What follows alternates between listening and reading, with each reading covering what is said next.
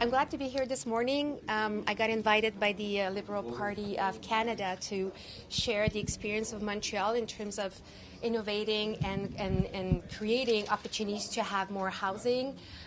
Every time a party or anyone asks me to participate in a creative and proactive way of finding solutions to this huge crisis, I'm always up for the challenge.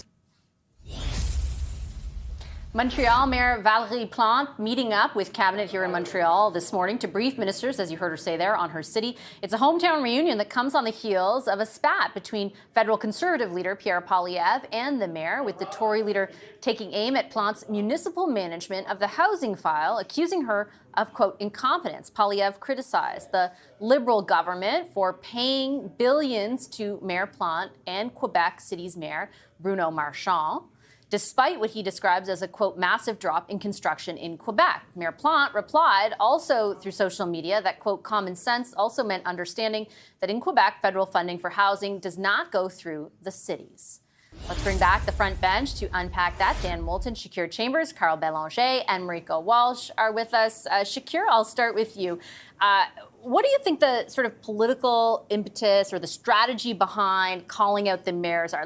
We are all used to the leader of the Conservatives calling out other federal politicians, in particular the government, particularly on the housing file. But why go after the mayors? What's sort of the strategy behind that? Yeah, I'm really of two minds here, because I think in one end, it could be very detrimental to them, right? They spent a lot of time in the summer trying to have a softer, more moderate image of Pierre, and I don't think this helps the cause at all. But I think for him, creating anger around this issue, around an issue that's really a priority to him, I think he sees it as a win-win, right? Some people hear him say to the mayor that they're incompetent, but for folks who hear that, they're probably also asking, why is he saying that? And when they see the low number of starts in Montreal, the low number of housing starts in Quebec City, they wonder, why are our mayors not really, getting the job done on an issue of priority? And I think Pierre and his team are hoping they can ride that wave of frustration or discontent among Quebecers and hopefully gain some traction with them as a guy who can kind of right the ship, if you will. He needs to still have some more meat on the bones about what he would actually do when he's holding money from municipalities. But ultimately, I think he does understand the fury and the anger of folks who can't buy homes. I think he's trying to ride that wave in Quebec with his statements. And what's the risk-benefit calculation of doing that from where you sit, Dan? Well, I think certainly the big risk that he's facing in this is looking a bit desperate right now, right? I think he's doing it because he's afraid of Sean Fraser. He's doing it because Sean Fraser is trying to run away with this file in a way that is not to Pierre Poilievre's political framework and to his political advantage. And so I would suggest that while there might be some strategy in this, there might be some indication that if he's fighting with the mayors, then he's picking opponents that are going to win him votes in Quebec by compelling Conservatives to come out and vote for him in a place where they wouldn't otherwise. I don't know. Maybe there's some thoughtful strategy there, but to me, it's starting to look a little desperate. It's starting to look, to Shakir's point, like that hard, angry Pierre Poilievre that they tried to distance from. And it doesn't really sing to me like the strategic focus he's had in 2023. Carl, you know Quebec really well. Is it your view that it's kind of desperate, as Dan posits, or is there an audience there for Pierre Poilievre that is unhappy with the mayor's performance, for example, in those two cities, particularly on the housing file? I mean, there's always an audience that is unhappy with their mayors. So the issue here is that Pierre Poilievre is not running. He's not running for mayor, and this is where it's puzzling as an attack because till then the target was strategically Justin Trudeau. It was Justin Trudeau's fault that we were not building housing in this country, and all of a sudden it's not Justin Trudeau's fault. It's the mayor's fault. It's Bruno Marchand's fault. It's Valérie Plante's fault. So it's sending mixed messages to the voter there. And from a tactical point of view, why are you going after two mayors that were just elected not that long ago, that have political machine, that presumably would stay neutral in a federal election, and you're saying to them, I'm going after you, I'm coming after you. So why wouldn't they now put their political machine against Pierre Poilievre and the Conservatives? That's what's puzzling about this whole approach.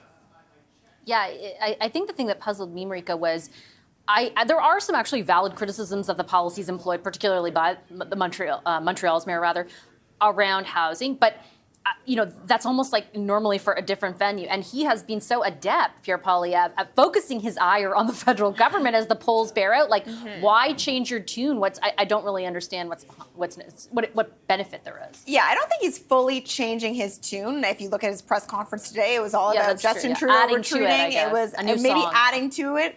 And I think to Dan's point on it being desperation or being scared of Sean Fraser, I think that's some liberal spin, because I don't think that Pierre Poilievre is at all terrified of Sean Fraser. In fact, he is the center of a lot of his attacks for the housing crisis that Canada is now in.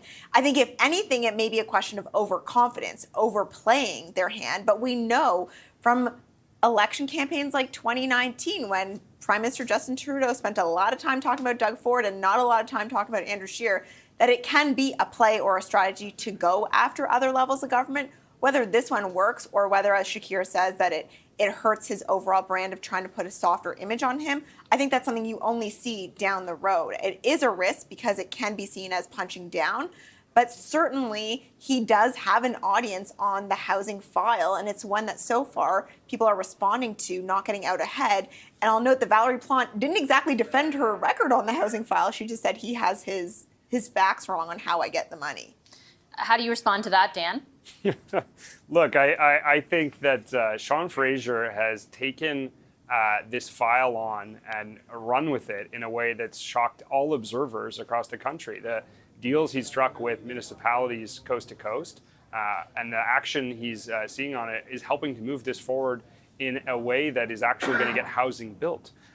Pierre Poilievre's challenge is that he seems to have a problem without a solution. He seems to be out there constantly talking about the challenges we're facing, raising grievances.